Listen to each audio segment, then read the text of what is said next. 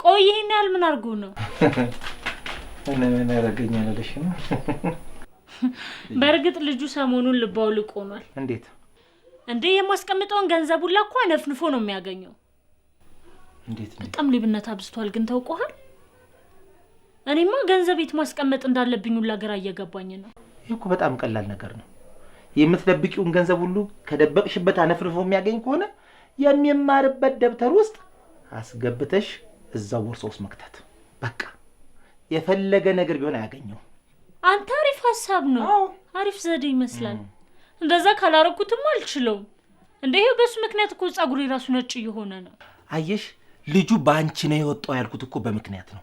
ያንቺስ ነጭ ሽበት የወጣው በልጁ ነው እንበል። የእናትሽ በምክንያት የሷማ በእድሜዋ ነው እንዴ?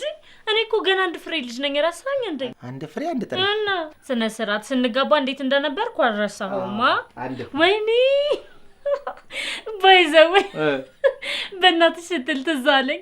ቅድም እናቴ ባለፈው የነገርካትን ቀልድ አስታውሳ እንዲሁ በሳቅ ልትሞት ምንም አልቀራት እና ሳትሞት ቀረች እንዳትይ። አሁን እናትሽ የት ነው ያለችው? እንደው በእናትሽ የት ነው ያለችው?